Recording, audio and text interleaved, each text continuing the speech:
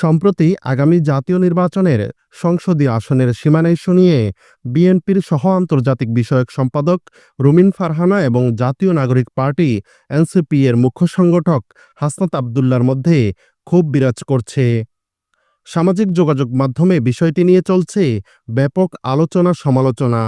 এর মধ্যে একে অপরকে বিদ্বেষমূলক মন্তব্য করেছেন দুজনই। এরপরেই সাইবার বুলিংয়ের শিকার হয়েছেন বিএনপি নেত্রী রুমিন ফারহানা। তবে এর মধ্যে ব্যক্তিগত ব্যাপার টেনে এনে রুমিন ফারহানাকে বুলিংয়ের শিকার করা নিয়ে কথা বলেছেন হাসনাত আবদুল্লাহ। ফেসিবাদ বিরোধী শক্তির ঐক্য ধরে রাখতে এমন কাজ বন্ধের আহ্বান জানিয়েছেন জাতীয় নাগরিক পার্টির এই নেতা। মঙ্গলবার রাজধানীর মানিক মিয়া এভিনিউতে মানবাধিকার সংগঠন মায়াডাক আয়োজিত বিশেষ আলোকচিত্র প্রদর্শনীতে সাংবাদিকদের এক প্রশ্নের জবাবে তিনি এ আহ্বান জানান।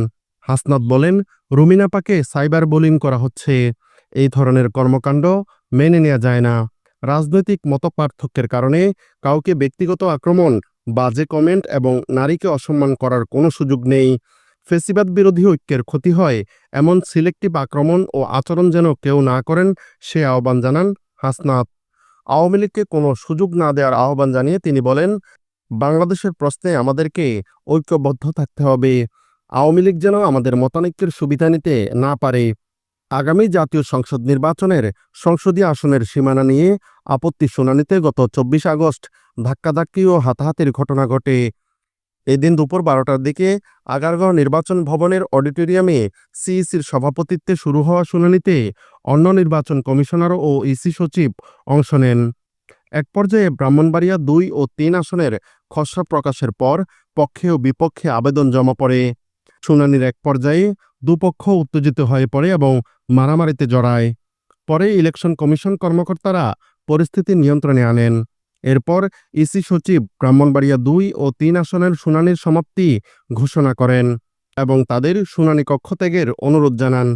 শুনানিতে অংশ নিয়ে রুমিন ফারহানা ইসির প্রকাশিত খসড়ার পক্ষে তার যুক্তি তুলে ধরেন।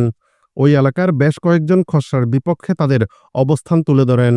এক পর্যায়ে দুপক্ষের সমর্থকদের মধ্যে হাতাহাতির ঘটনা ঘটে।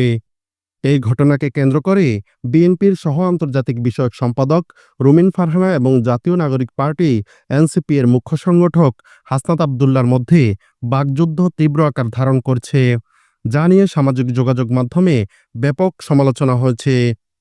হাসনাত আবদুল্লাহ রুমিন ফারহানাকে বিএনপির আওয়ামী লীগ বিষয়ক সম্পাদক হিসেবে উল্লেখ করেন। এর পাল্টা জবাবে রুমিন ফারহানা সামাজিক যোগাযোগ মাধ্যমে হাসনাত আবদুল্লার বিরুদ্ধে তীব্র সমালোচনা করে বলেন, ফকিন্নির বাচ্চা বলে গালি দেন। হাসনাত আবদুল্লাহ বলেন, বিএনপির আওয়ামী লীগ বিষয়ক সম্পাদক রয়েছেন অনেকেই, যারা আওয়ামী লীগ থেকেও বেশি আওয়ামী লীগ। বিএনপির আওয়ামী লীগ বিষয়ক সম্পাদকে যারা রয়েছেন তাদের মধ্যে অন্যতম রুমিন ফারহানা। আগামী নির্বাচনে বিএনপি কিভাবে ভোটকেন্দ্র দখল করবে তার একটি টেস্ট ম্যাচ হয়ে গেল শুনানিতে এনসিপির নেতাকর্মীদের উপর হামলার মধ্য দিয়ে।